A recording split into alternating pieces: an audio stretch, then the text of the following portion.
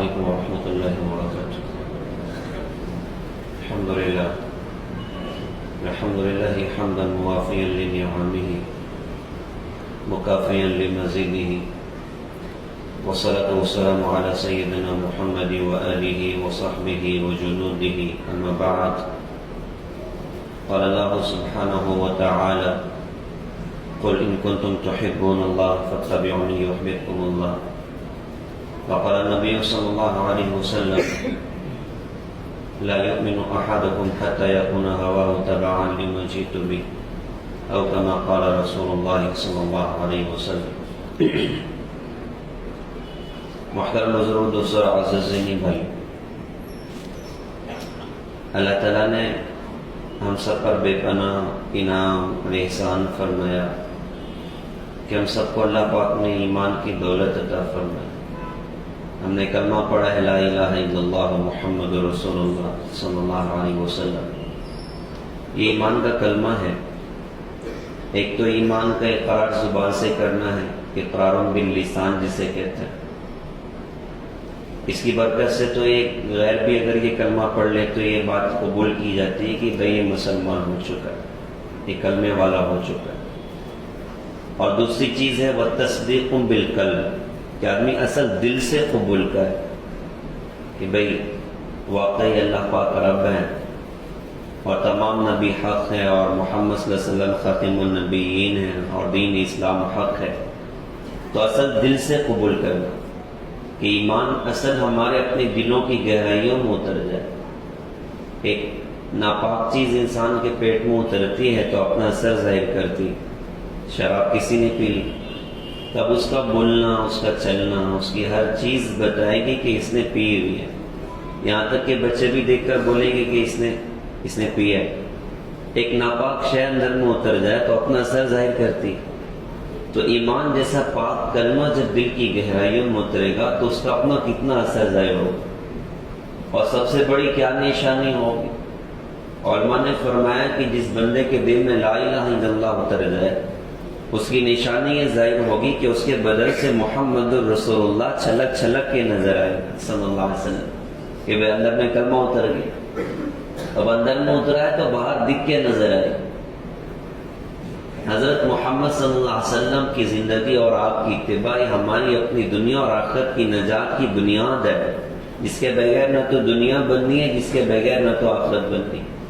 تو ایمان دل میں اترا اس کی بڑی نشانی اور اس کا معیار حضرت محمد صلی اللہ علیہ وسلم کی محبت ہے، آپ کی اتباع ہے، آپ کے نقش قدم پر چلنا کہ آدمی حضرت محمد صلی اللہ علیہ وسلم کی پاکیزہ سیرت کو، آپ کی پاکیزہ شریعت کو اپنی زندگی میں جگہ دے. حضور پاک صلی اللہ علیہ وسلم نے ارشاد فرمایا کہ تم میں کوئی شخص اس وقت تک کامل ایمان والا نہیں ہو سکتا جب تک کہ اس کی نفسانی خواہشات اس دین کے تابع نہ ہو جائے جس کو میں لے کر آیا.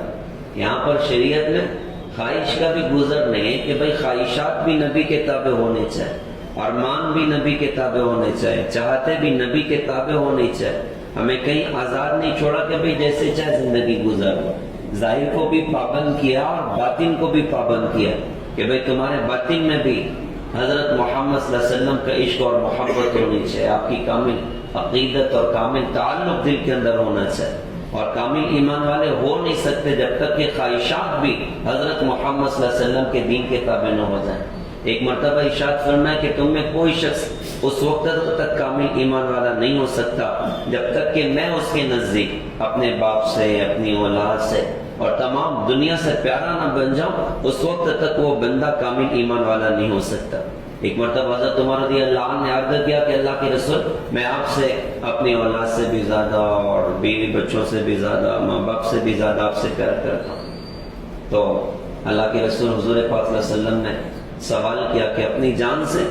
تھوڑا سوچ کر کہا کہ حضرت اب آپ مجھے اپنی جان سے بھی زیادہ پیارے ہیں. اللہ کے رسول حضرت محمد صلی اللہ علیہ وسلم نے ارشاد فرمایا کہ آن یا عمر، یعنی عمر اب تم اپنے ایمان کے کمال درجے تک پہنچے کہ انسان کو اپنی جان سے زیادہ پیار ہو تو حضرت محمد صلی اللہ علیہ وسلم کی ذات اقدس ہے. پیارے بھائیوں، ربیع الاول کی آمد ہے اور سفر کا مہینہ اپنے اختتام کو پہنچا ہے. ہمیں اپنے نبی حضرت محمد صلی اللہ علیہ وسلم کی سیرت کو کہنا بھی ہے، سننا بھی ہے، اور صرف اسی پر اکتفا نہیں کرنا بلکہ اپنی زندگی حضرت محمد صلی اللہ علیہ وسلم کے بتائے ہوئے طرز پر اور راستے پر ہمیں اپنی زندگی کو لے کر آنا۔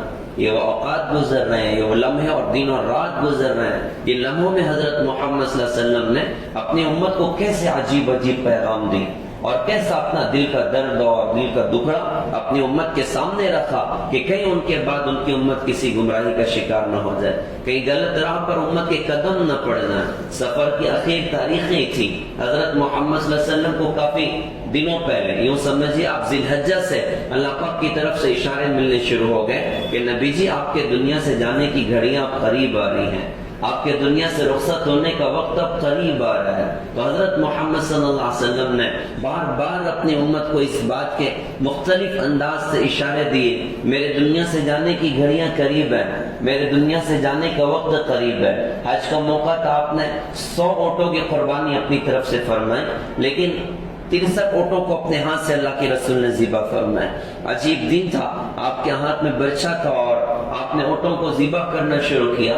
اس بوڑھے آسمان نے ایسا منظر پہلی مرتبہ دیکھا۔ جانور کو ہم ذبح کرنا چاہیں تو بچنے کی لاکھ کوشش کرتا ہے، آج حضرت محمد صلی اللہ علیہ وسلم نے ذبح کرنا شروع کیا۔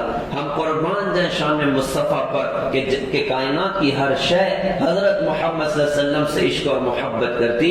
اونٹوں کی نظر پڑی کہ آج ذبح جس کے ہاتھ سے ہونا ہے وہ اللہ کا محبوب ہے۔ اب اونٹوں میں دوڑ لگی ہے، ہر اونٹ چاہ رہا ہے کہ پہلے میں قربان ہو جاؤں، پہلے میں ذبح ہو جاؤں، ایک دوسرے میں دوڑ لگی ہے۔ آپ نے 63 اونٹوں کو اپنے ہاتھ سے ذبح کیا اور چھری کو زمین پر پھینک کر حضرت علی رضی اللہ عنہ سے فرمایا کہ بقیہ اونٹوں کو تم ذبح کرو۔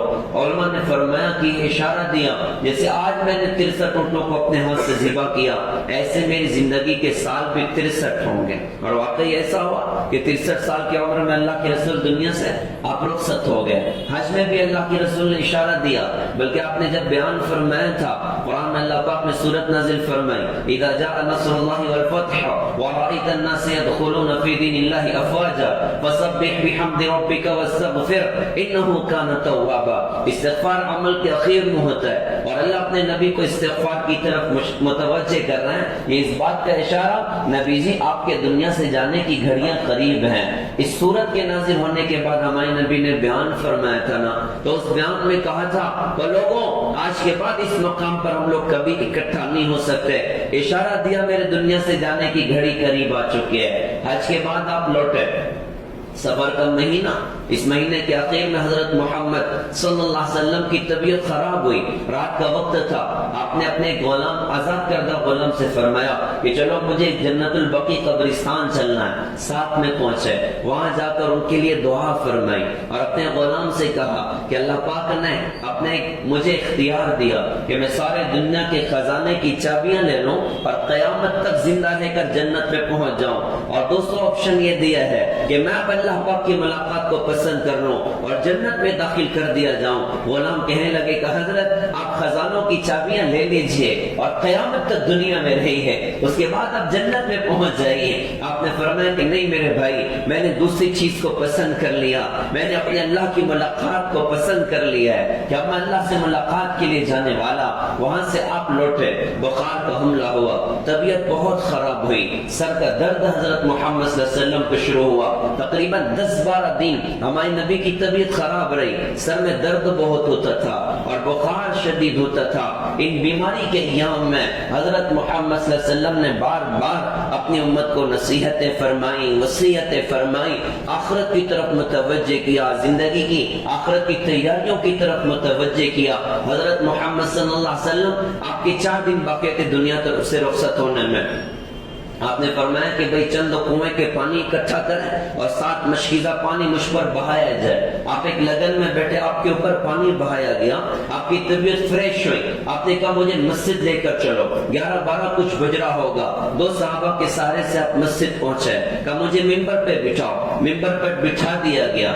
آپ نے بیٹھنے کے بعد آپ نے بیان فرمایا، اس بیان میں آپ نے شروعات میں فرمایا کہ یہود اور نصارہ پر اللہ کی لعنت ہو، انہوں نے اپنے نبیوں کی قبروں کو سجدہ گاہ بنا دیا۔ میں تمہیں اس بات کا حکم کرتا ہوں تو میری قبر کو سجدہ گاہ مت بنانا۔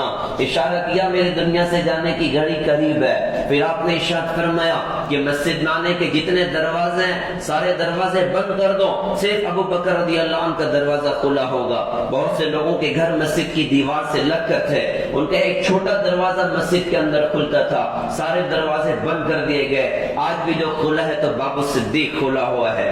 آج کی حکومت نے اس کو اسی طرز پر رکھا کہ اس کے کھلا رکھنے کا حضرت محمد صلی اللہ علیہ وسلم نے حکم دیا.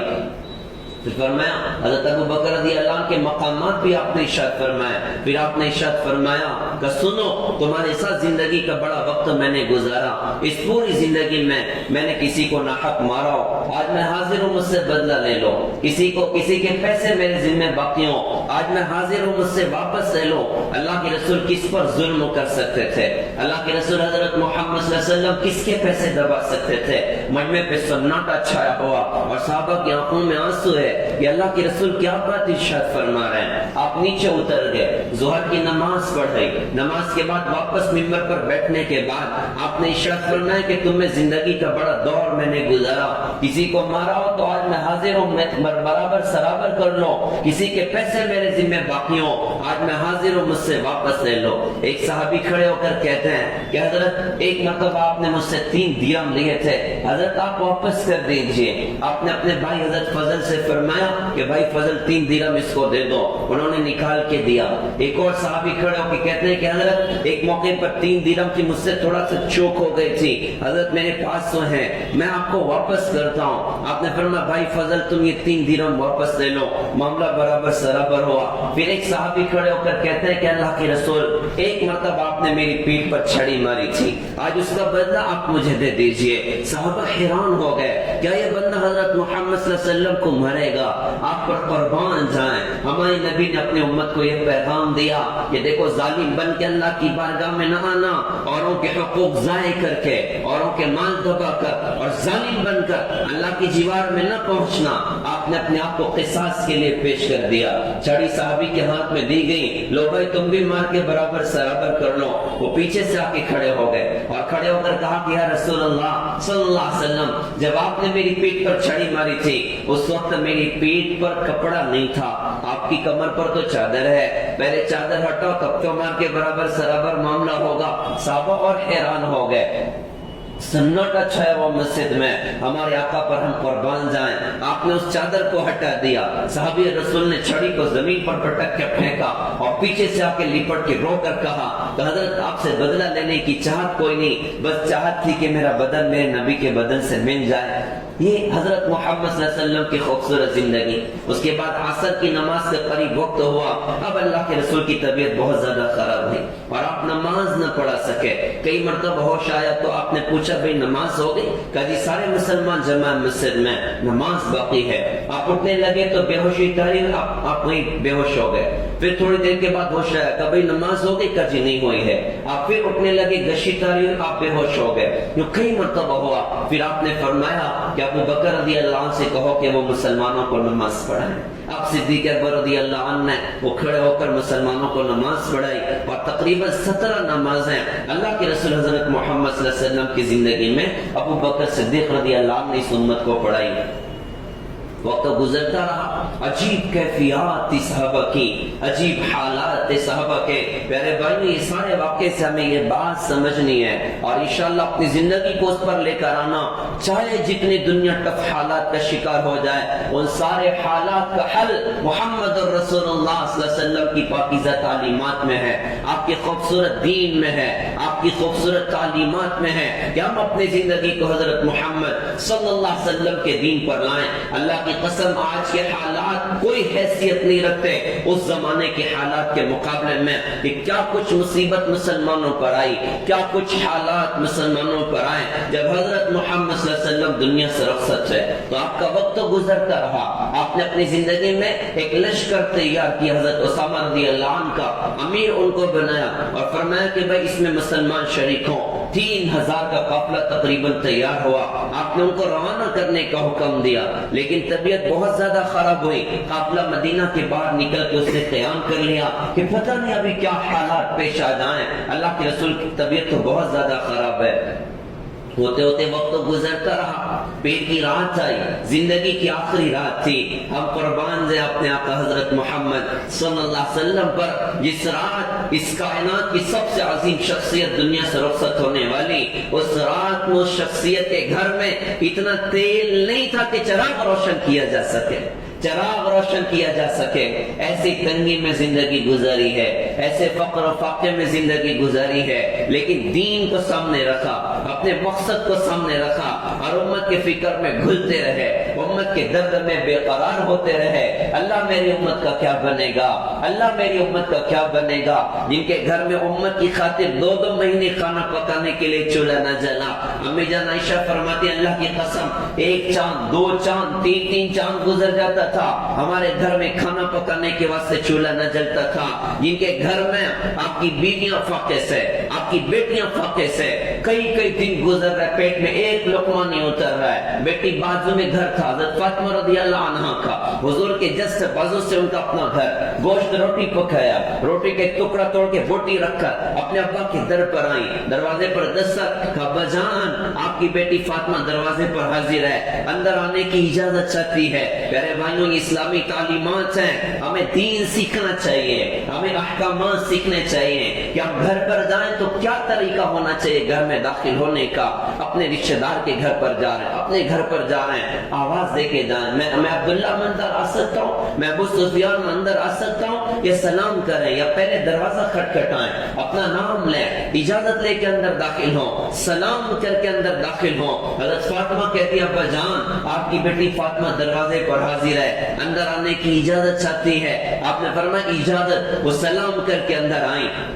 ہم اس سنت سے محروم ہوتے چلے جا رہے ہیں. جو بیوی سالن بنا رہی، جو بیوی کپڑے دھو رہی، جو بیوی روٹی پکا رہی ہے، آج شوہر بیوی کو سلام کرنے تیار نہیں، بچہ ماں باپ کو گھر میں جا کر سلام کرنے کو تیار نہیں. یہ اسلام کی تعلیم ہے کہ گھر میں داخل ہو آدمی سلام کر کے داخل ہو، نبی پر درود پڑھ لے، گھر میں داخل ہونے کی دعا پڑھ لیں اور سورہ اخلاص پڑھ لے. اللہ گھر کی تنگیوں کو اللہ پاک فراخی سے بدل کے دکھائے گا. حاضر ہو گئے کہ ابا جان آج میں نے گوشت روٹی پکایا تھا، آپ کے بغیر کھانے کو دل نہیں چاہ رہا تھا، لے کر آئی ہوں، آپ بھی نوش فرما لیجئے. آپ نے اس کو لیا تو فرمایا بیٹی آج چوتھا دن ہے، یہ پہلا لقمہ ہے جو تیرے باپ کے پیٹ میں اتر رہا ہے. جس امت کے غم میں نبی کی یہ حالات زندگی کے بنے کہ 4 دن پیٹ میں ایک لقمہ نہیں اترا. اس امت کی فکر میں حضرت محمد صلی اللہ علیہ وسلم کو کتنے درد، کتنے دکھ، کیا کچھ درد ہے زندگی کے، کیا کچھ دکھ ہے زندگی کے. کبھی سیرت پڑھے تو اندازہ ہو. میں نیت کروں آپ بھی نیت کریں، نبی کی زندگی انشاءاللہ پڑھیں گے. ارے موبائل کو وقت نہ دیں، نبی کی سیرت کو وقت دے دیں، نبی کی زندگی پڑھنے کو وقت دے دیں. یہ کم سے کم ان کی زندگی پڑھے تو صحیح. تو جب پڑھیں گے تو اندازہ ہوگا کہ نبی نے کتنے درد دیکھے ہیں، نبی نے کتنے دکھ دیکھے ہیں. سیرت کے اوراق پلٹو اور نبی کے درد غم کی داستانیں پڑھو اور داستانیں سنو. کیا کچھ درد ہے آپ کی زندگی میں. پیدائش سے پہلے ابا کا دنیا سے چلے جانا، پیدائش کے بعد امی کا دنیا سے چلے جانا. 6 سال کی عمر کا بچہ، اس نے کبھی تو لوگوں سے مکے میں پوچھا ہوگا، کبھی دیکھا ہوگا کوئی باپ اپنے بچے کو گود میں اٹھا کے عکاظ اور مجنہ کے میلوں میں فروٹس دلا رہا ہے، کھلونے دلا رہا ہے، کھانے پینے کے سامان دلا رہا ہے. اس بچے کو ابا کی یاد نہ آئی ہوگی، اس بچے کو امی کی یاد نہ آئی ہوگی. کبھی تو حضور نے کسی سے پوچھا ہوگا ارے لوگوں میں نے اپنے والد عبداللہ کو تو نہیں دیکھا تھا، ارے تم بتاؤ نا میرے والد عبداللہ کیسے نظر آتے تھے. کسی نے اس بچے سے جب کہنا شروع کیا ہوگا تو کیسا بچہ کان لگا کے سنتا ہوگا. کسی نے کہا ہوگا کہ بیٹا تمہارے والد تو مکہ کے سب سے خوبصورت نوجوان تھے، تمہارے والد کو تو یہ خوبیاں، یہ شان، یہ خوبیاں، یہ شان. کیسا ابا کی یاد بے قرار کرتی ہوگی، کیسے امی کی یاد بے قرار کرتی ہوگی. نبوت کا ظہور ہوا، مصیبت کا وہ پہاڑ ٹوٹا ہے کہ 2 بیٹیوں کو طلاق پڑ گئی، گلے میں پھندا ڈال کے گھسیٹا گیا، سجدے کی حالت میں اونٹ کی اوجڑی آپ کے کاندھے پر ڈالی گئی، آپ کی بیٹیوں کو تماچے مارے گئے مکے کی وادی میں، آپ کے ساتھیوں کو پیٹا گیا، آپ کے ساتھ ساتھیوں پر مصیبت کھڑی کر دی گئی. کیسی قیامت صغرا کے عجیب حالات مکے میں ہوا کرتے تھے. حضرت محمد صلی اللہ علیہ وسلم اور آپ کے ساتھیوں کے ساتھ 3 سال کے لیے شعب ابن ابی طالب کی وادی میں قید کیے گئے. اور وہ عجیب داستان, صحابہ کہتے ہیں ہمیں اپنی بھوک سے زیادہ اپنے بیوی بچوں کی بھوک ستاتی تھی. کھانے پینے کا انتظام کوئی نہیں, کھانے پینے کا سامان کوئی نہیں. ان کے بچے بھوک سے بھی لگ رہے, ان کی بیویاں بھوک سے بھی لگ کے بے قرار ہو رہی. کیسے ٹف حالات ہمارے نبی پر آئے, کیسے سنگین حالات ہمارے نبی پر آئے. فقر و فاقے کی عجیب داستان. زندگی کی آخری رات, چراغ روشن کرنے کے لیے تیل نبی کے گھر میں نہیں ہے. آج ان کا امتی کہتا ہے سود نہ لوں تو کام کیسے چلے گا, جھوٹ نہ بولوں تو کاروبار کیسے چلے گا, دھوکہ نہ دو تو کاروبار کیسے چلے گا. آج ان کا امتی چور بن کے بیٹھ گیا.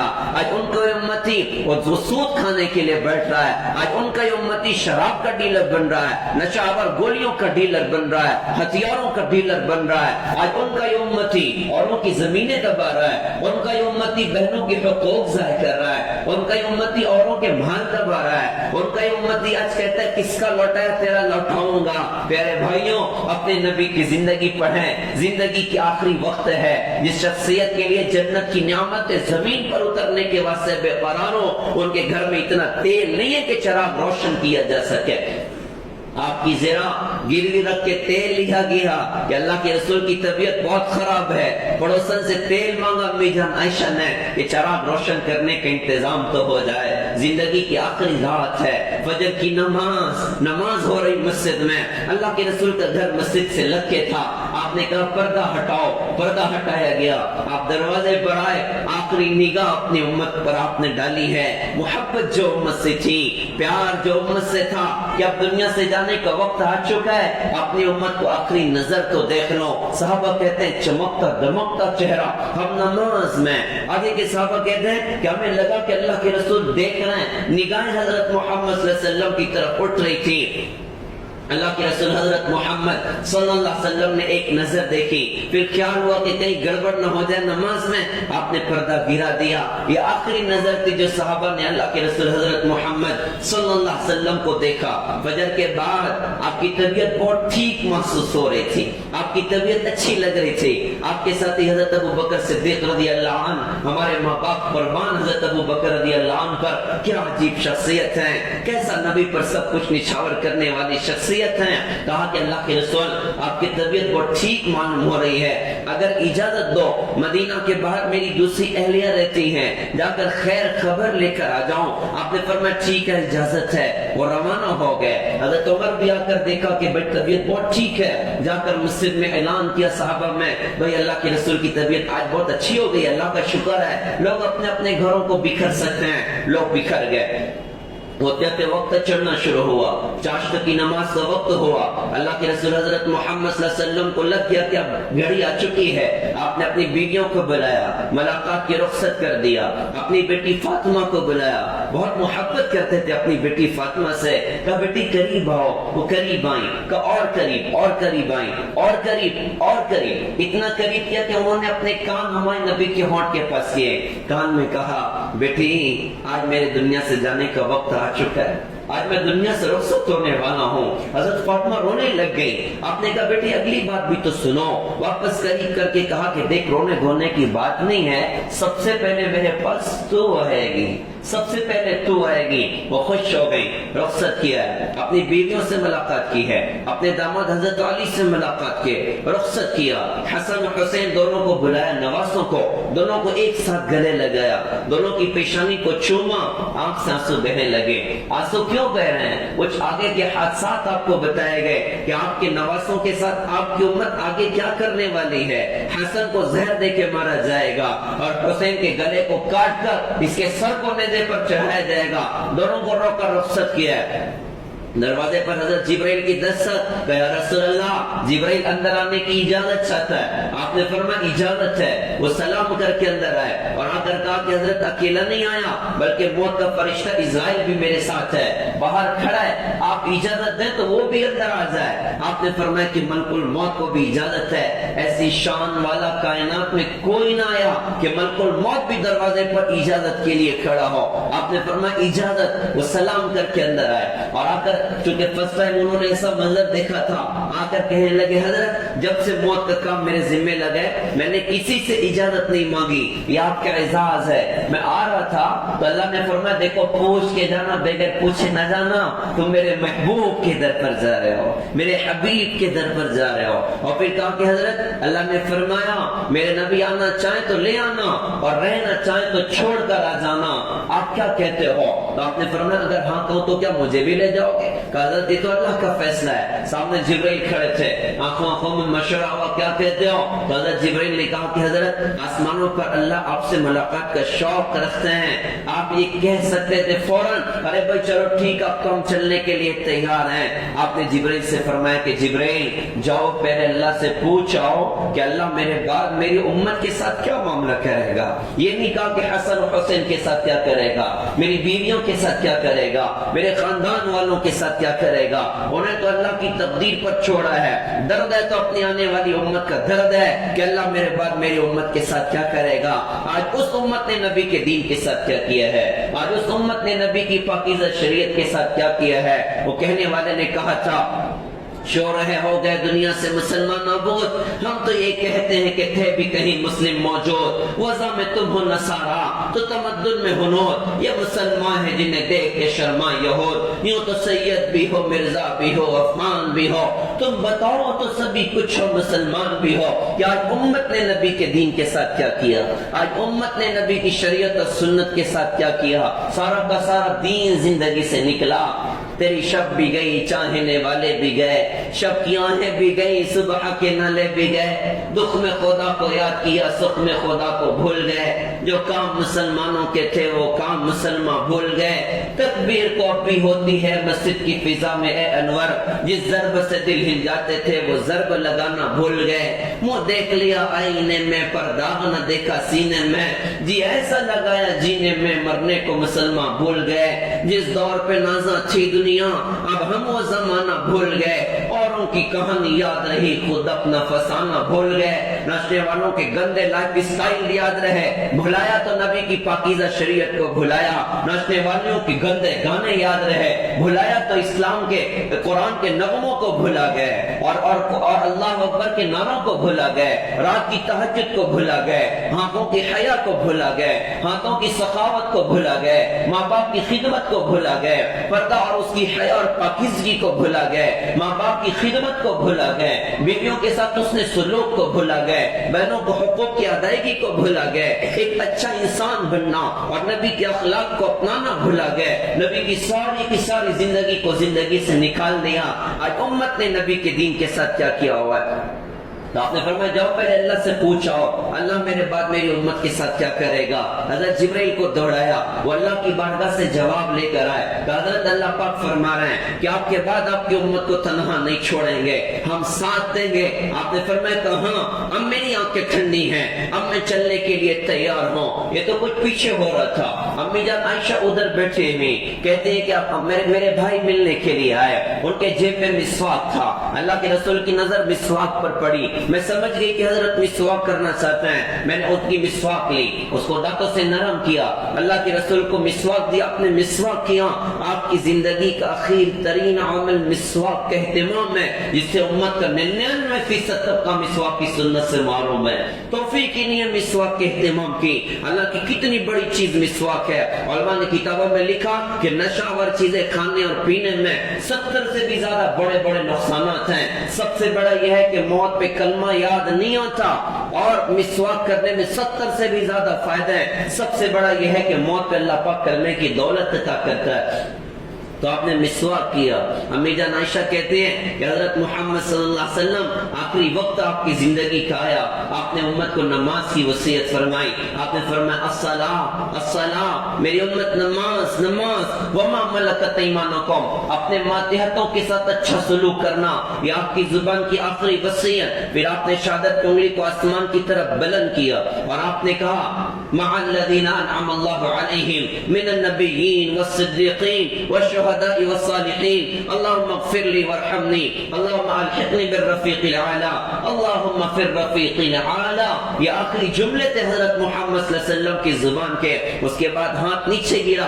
امی جان عائشہ فرماتی کہ میں سمجھ گئی کہ اللہ کے رسول دنیا سے رخصت ہو گئے. انا للہ و انا الیہ راجعون, یہ وہ صدمہ تھا جس پر دنیا آج تک آنسو بہا رہی ہے. وہ کائنات کی عظیم شخصیت, وہ کائنات کا سب سے عظیم سورج اس دن غروب ہوا. حضرت محمد صلی اللہ علیہ وسلم دنیا سے رخصت ہوئے. چاشت کا وقت تھا. یہ خبر جنگل کی آگ کی طرح سے پورے مدینہ میں پھیلی. پھر صحابہ کی وہ کیفیات بنی, صحابہ کے وہ حالات بنے, اور کیسی عجیب مصیبت مسلمانوں پر آئی, کیسا درد مسلمانوں پر آیا. ان حالات کو تھوڑا سا پڑھیں تو اندازہ ہوگا کیسا سخت حال آیا تھا, اور اس حال کو اللہ پاک نے کیسے دور کیا, اس مصیبت کو اللہ پاک نے کیسے دور کیا.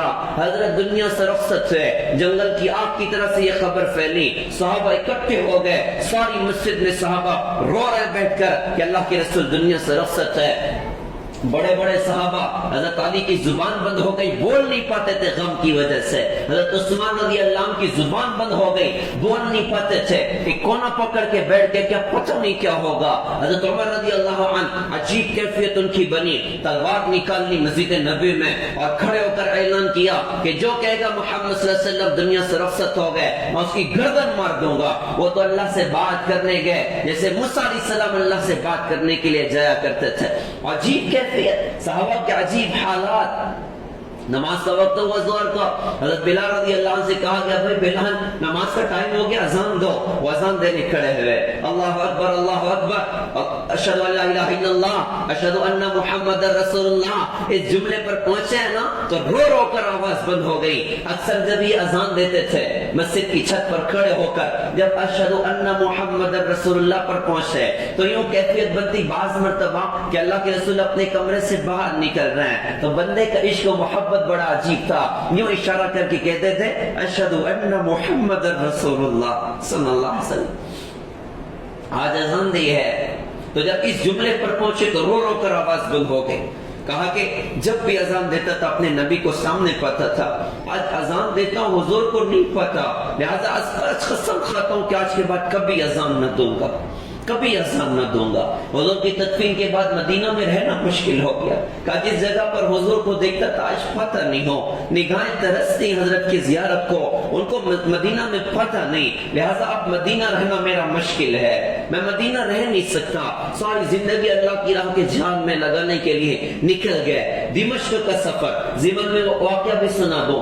1 سال گزرا لوٹ کے مدینہ نہ آئے. خواب میں اللہ کے رسول کو دیکھا. اللہ کے رسول فرماتے ہیں بلال یہ کیا ظلم ہے, مجھ سے ملنے کبھی مدینہ نہیں آتے. یہ خواب دیکھا, آنکھ کھلی, بے قرار ہو گئے. عشق و محبت نے بے قرار کیا. دمشق سے سفر کرنا شروع کیا. دن رات چل چل چل سفر کر کے 16 دنوں میں قریب مدینہ پہنچے. جو یہ مدینہ کی بستی نگاہوں کے سامنے آئی, اللہ ہم سب کو مدینہ پہنچائے, اللہ ہم سب کو اپنے نبی کا شہر دکھائے اور بار بار دکھائے. ان گناہگار آقوں نے کتنی مرتبہ دیکھا. چھوٹے چھوٹے عاشق بھی اگر مدینہ جب پہنچتے ہیں نا, وہ مینار دیکھ کے ان کی ہچکیاں بن جاتی ہیں, رو رو کر عجیب کیفیت بنتی ہے. نبی کو اتنا بڑا عاشق مدینہ لوٹا ہے. آج حضرت بلال رضی اللہ تعالیٰ عنہ جو ہی بستی کو دیکھا تو چیخنا شروع کیا, یا رسول اللہ میں تو آگے آپ کہاں ہیں, میں تو آگے آپ کہاں ہیں, میں تو آگے آپ کہاں ہیں. جب مسجد میں پہنچے قبر اطہر کو دیکھا, رو رو کر برا حال ہوا. صحابہ نے بھی حضرت بلال کو بہت دنوں بعد دیکھا, بہت سارے لوگوں نے تو چاہتی کہ حضور کے زمانے کی اذان نہیں سنی ہے, لیکن انہوں نے قسم کھائی ہے کہ اب کبھی اذان نہ دوں گا. حضرت حسن حسین سے کسی نے جا کر کہا کہ تم دونوں سے بات کرو. چھوٹے چھوٹے بچے آ گئے, کہ چچا جان آپ سے درخواست کرنا چاہتے ہیں. فرمایا کہ بچوں تم پر تو جان قربان ہے, بتاؤ کیا چاہتے ہو. تو انہوں نے کہا جی آپ ہمارے نانا کے واسطے اذان دیتے تھے, آج ایک مرتبہ ہمارے واسطے اذان دے دیجئے. آنکھ میں آنسو آ گئے، رو کر فرمایا بچوں میں نے قسم کھائی تھی کبھی اذان نہ دوں گا، لیکن میں فدیہ قسم توڑتا ہوں، فدیہ دوں گا، میں تمہاری بات پوری کرتا ہوں۔ اذان دینا شروع کی ہے۔ مدینہ میں حضور کے زمانے کی جو ہی اذان بلند ہوئی نا، وہ کوہرام مچ گیا، وہ مرد بھی عورتیں بھی روتے ہوئے گھروں کے باہر نکل گئے، ہر ایک کو حضرت محمد صلی اللہ علیہ وسلم کی یاد نے بے قرار کیا۔ یہ حضرت بلال کی کیفیت بنی حضور کے وصال پر۔ ایک صحابی مدینہ کے باہر نکلے تو دیکھا کوئی صحابی کھیت میں کدال لے کے کام کر رہے ہیں، کہا بھائی تمہیں کچھ پتہ نہیں شہر میں کیا ہو رہا ہے؟ کہا بھائی ہوا کیا بتاؤ تو صحیح۔ تو انہوں نے کہا بھائی اللہ کے رسول دنیا سے رخصت ہو گئے، اتنا سننا تھا، کدال ہاتھ سے چھوڑ گیا۔ آسمان کی طرف نظر کر کے انہوں نے اللہ پاک سے عرض کیا، میرے اللہ آنکھ تھی کہ تیرے حبیب کی زیارت کرتا، اور کان تھے کہ تیرے نبی کی بات کو سنتا۔ جب آپ کے نبی اس دنیا میں نہیں ہے، مجھے آنکھ کی روشنی کی ضرورت نہیں، مجھے کان کی سماعت کی ضرورت نہیں، اللہ تو مجھے اندھا بھی کر دے، بہرا بھی کر دے۔ دل کی دعا تھی، اللہ نے روشنی بھی لے لی، کان کی سماعت بھی لے۔ حضرت ابو بکر رضی اللہ عنہ وہ کہیں گئے ویسے خبر ملی، عجیب شخصیت ہے حضرت ابو بکر، عجیب شخصیت ہے رضی اللہ تعالی عنہ۔ اللہ جنت میں ان کا ساتھ عطا فرمائے، جنت میں ان کا ساتھ اللہ پاک ہمیں عطا فرمائے۔ کیا عجیب شخصیت، حضور پاک صلی اللہ علیہ وسلم کی زندگی کے ہر سفر کا یہ بندہ ساتھی، ہر سفر کا بندہ ساتھی ہے۔ بس ایک حج کیا تھا حضور کے، حج سے پہلے ایک حج ہوا تو اللہ کے رسول نے ان کو روانہ کیا تھا، وہ حج اکیلے کیا ہے، ورنہ زندگی کے ہر سفر میں جہاں ہمارے نبی نظر آئیں گے ساتھ میں آپ کو یار غار بھی نظر آئے گا۔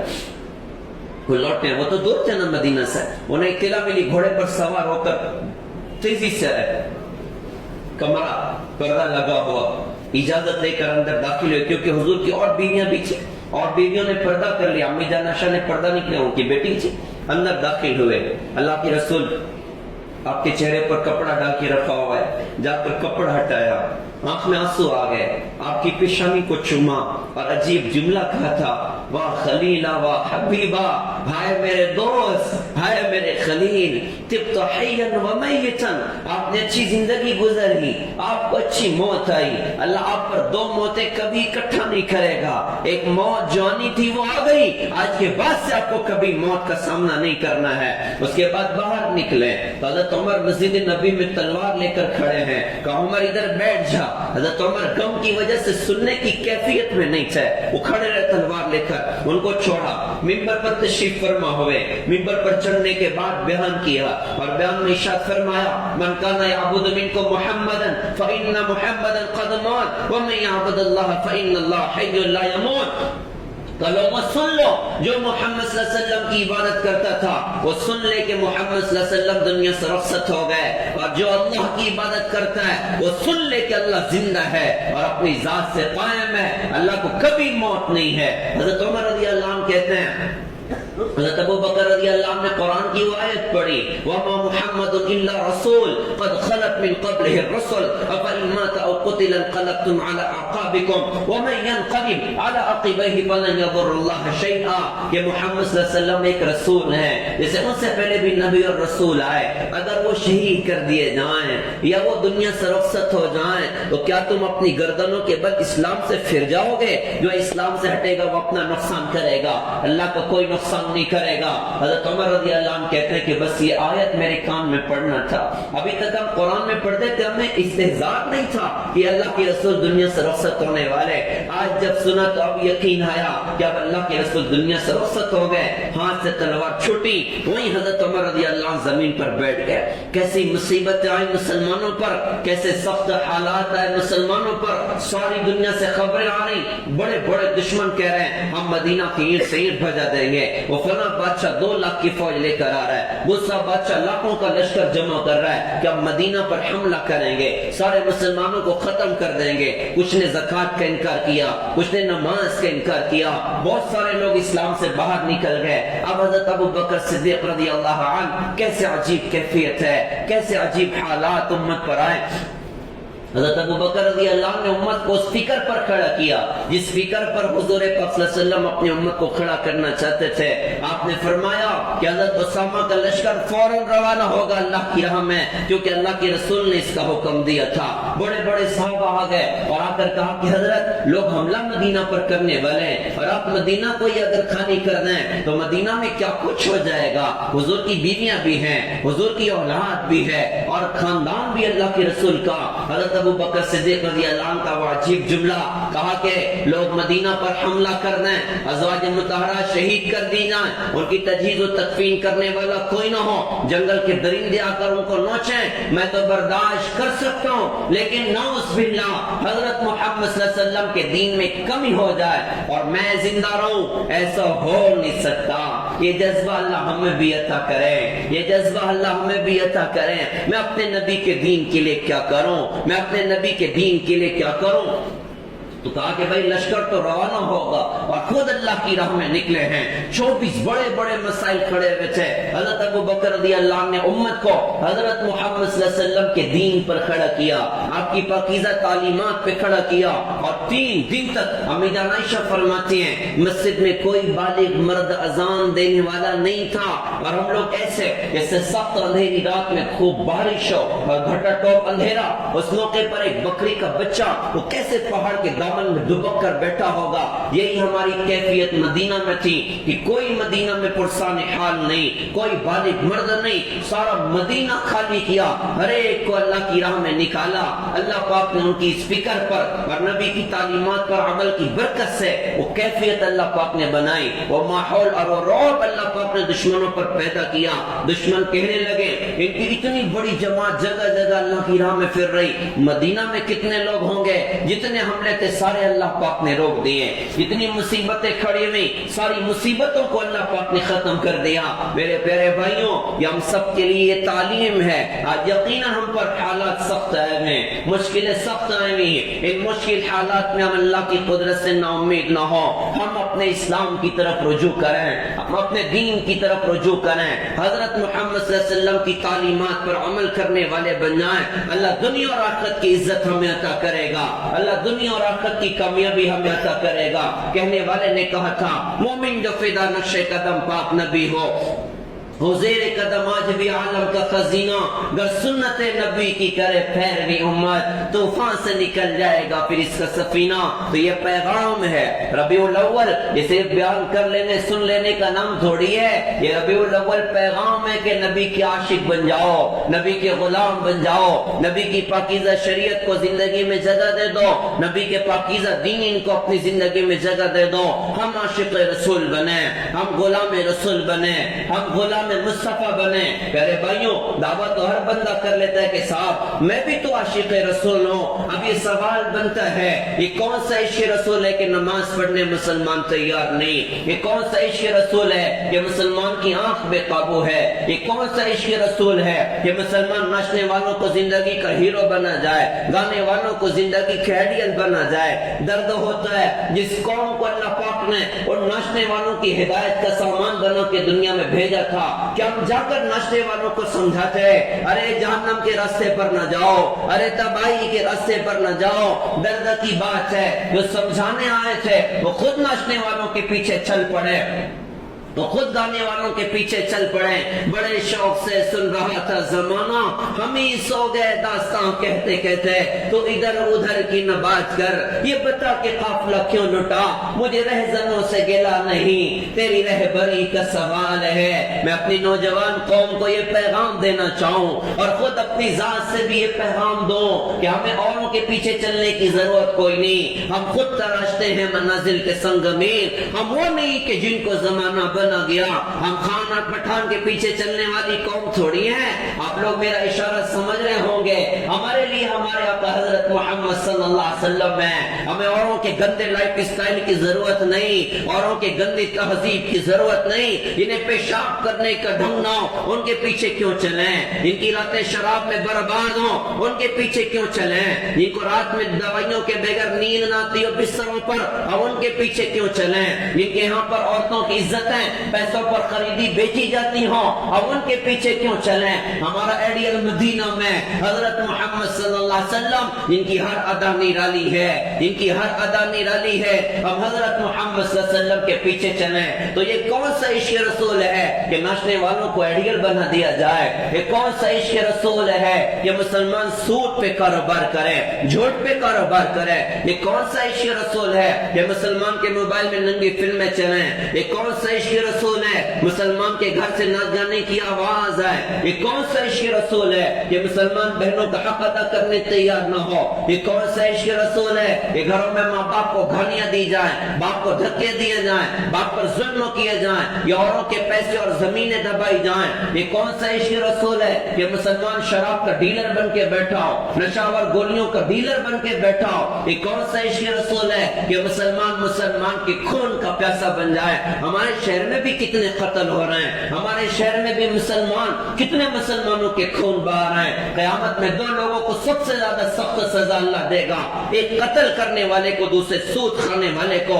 ایک مال پہ ڈاکہ ڈالتا ہے، دوسرا جان پہ ڈاکہ ڈالتا ہے، سب سے زیادہ سخت سزا ان کو قیامت کے میدان میں ہوگی۔ تو یہ عشق رسول نہیں ہے، عشق رسول کا دھوکہ ہے۔ عشق رسول زندگی کا انداز بدل دیتا ہے، زندگی کی ترجیحات بدل دیتا ہے۔ نبی کے عاشق کا دیکھنا بتاتا نبی کا غلام، اس کا کاروبار بتاتا نبی کا غلام، اس کی ہر حرکت بتاتی ہے یہ حضرت محمد صلی اللہ علیہ وسلم کا غلام ہے۔ پیارے بھائیوں، یہ ربیع الاول کا موقع آ چکا ہے، آج جمعہ کی خوبصورت گھڑی ہے۔ یہ خوبصورت موقع پر یہ جو بیانات ہوتے ہیں نا، یہ واہ واہ کے لیے نہیں ہوتے، یہ زندگی کی تبدیلی کے لیے ہوتے ہیں۔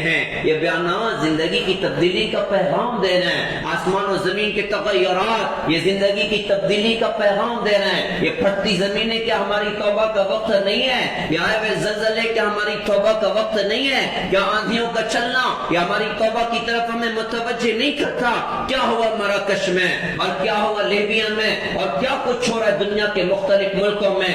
زلزلے آ رہے ہیں، زمینیں پھٹ رہی ہیں، آندھیاں چل رہی ہیں، اور ڈیم پھٹ رہے ہیں۔ تباہی اور بربادی کے وہ عجیب مناظر، اللہ کی پناہ، کیا کچھ قیامت صغری آج مسلمانوں پر ٹوٹ رہی ہے۔ پیارے بھائیوں، یہ میری توبہ کا وقت ہے، یہ میرے رجوع الی اللہ کا وقت ہے۔ ہم اپنی نوجوان قوم کے پیر پکڑیں، اللہ کے لیے اب توبہ کر لیں، اللہ کے لیے اب رجوع کر لیں، اللہ کے لیے غیروں کے گندے لائف اسٹائل سے واپس آ جائیں، اللہ کے لیے نبی کی شریعت پر آ جائیں، اللہ کے لیے نافرمانی والی زندگی چھوڑ دیں، یہ ناچ گانا چھوڑ دیں، یہ بے حیائی کی زندگی چھوڑ دیں۔ بے حیائیوں کی وجہ سے زمینیں پھٹتی ہیں، بے حیائیوں کی وجہ سے آندھیاں چلتی ہیں، بے حیائیوں کی وجہ سے سمندر کے پانی بے قابو ہو جایا کرتے ہیں۔ یہ ہماری اپنی توبہ کا وقت ہے، ہم توبہ کریں، ہم اپنے نبی کی زندگی پر عمل کی نیت کریں۔ اللہ دنیا بھی بنائے گا، اللہ آخرت بھی بنائے گا، اسی کو سیکھنا بھی ہے، سارے عالم میں اس کو زندہ کرنا بھی ہے۔ اس کے 3 کام بطور خاص کرنے ہیں۔ ایک کام یہ کریں کہ علماء سے جڑ کر زندگی گزاریں، علماء کی رہبری میں زندگی گزاریں، موت میت علماء، کاروبار علماء، تجارت علماء، ہر معاملے میں علماء کی رہبری کے ساتھ انشاءاللہ چلیں۔